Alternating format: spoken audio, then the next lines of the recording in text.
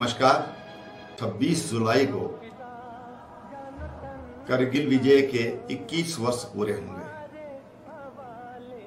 और करगिल विजय के लिए हमारे 75 सैनिकों ने अपना बलिदान दिया।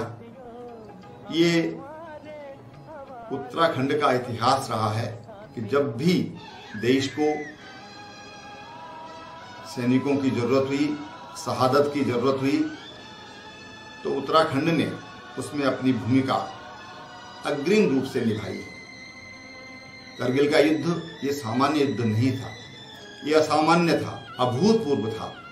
शत्रु हजारों फीट की ऊंचाई पर था और हम नीचे थे। ये लड़ाई ऐतिहासिक लड़ाई थी।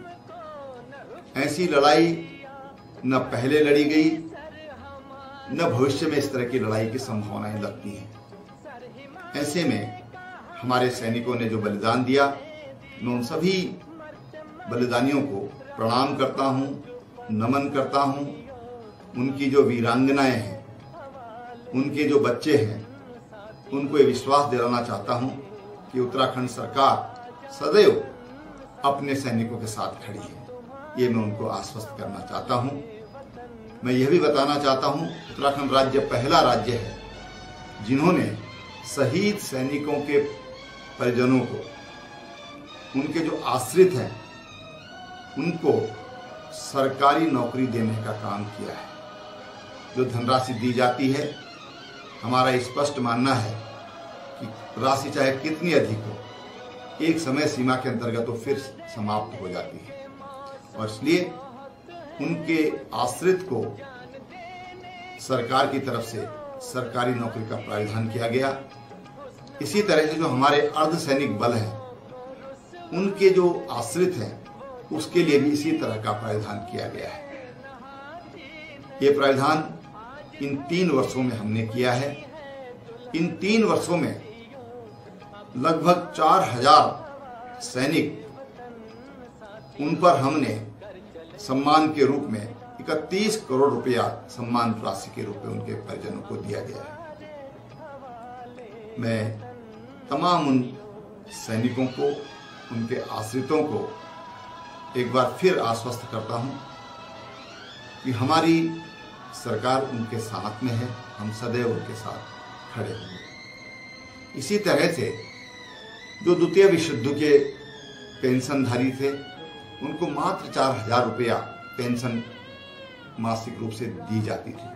हमने उसको बढ़ा करके 8000 रुपया किया। हमारे जो सम्मानित, जिनको मेडल प्राप्त जो हमारे सेनानी हैं, उनकी राशि भी हमने अभूतपूर्व रूप से बढ़ाई है। मैं आपको बता दूं कि जिन सैनिकों को विशिष्ट सेवा पदक से अलंकृत किया गया, उनकी जो अनुमन्य राशि थी, उनको 15,000 रुपए से बढ़ा करके और 2 लाख रुपए किया गया।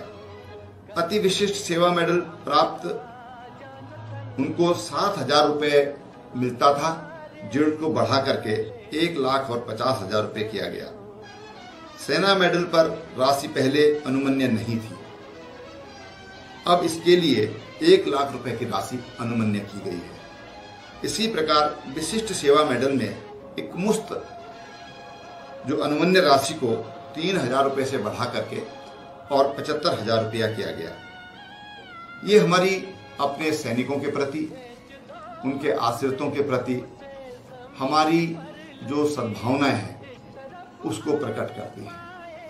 और इसलिए मित्रों, मैं अपने तमाम जो हमारे सैनिक भाई हैं, हमने इसके लिए देहरादून में एक जो डिसेबल्ड हमारे सैनिक होते हैं, उनके बच्चों के लिए लैंसडाउन में एक विद्यालय था। वहाँ पर अच्छी शिक्षा के अभाव के कारण हमने देहरादून में उसके लिए एक हॉस्टल बनाया। सेना को हमने उसके लिए 2 करोड़ रुपया दिया गया।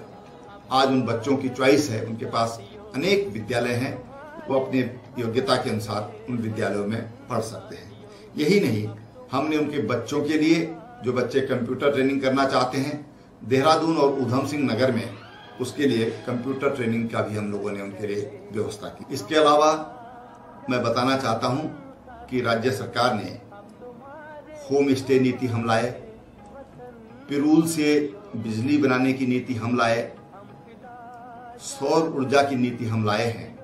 उसमें भी हमारे जो सैनिक परिवार हैं वो भी उसमें सहभागी हो सकते हैं, उन योजनाओं का लाभ ले सकते हैं। मैं तमाम अपने सैनिक भाइयों को आज करगिल विजय दिवस के अवसर पर, जिसे शौर्य दिवस के रूप में मनाया जाता है, उनको पुनः उन सैनिकों का स्मरण करते हैं। इसके साथ ही मैं स्मरण करना चाहूँगा तत्कालीन प्रधानमंत्री श्रद्धेय श्री अटल बिहारी वाजपेयी जी, जिन्होंने सैनिकों के लिए जो सम्मान उन्हें दिया, सैनिकों के जो पार्थिव देह होती थी, जो शहीद हो जाते थे सीमाओं पर, उनको घर तक पहुंचाने का। और यही नहीं, उनके सम्मान में आज हम देखते हैं कि हजारों भीड़ उमड़ पड़ती है। आज श्रद्धेय अटल बिहारी वाजपेयी जी, जो अब हमारे बीच में देह रूप में नहीं है, उनको भी आज हम स्मरण करते हैं, उनको भी अपनी श्रद्धांजलि अर्पित करते हैं। जय हिंद।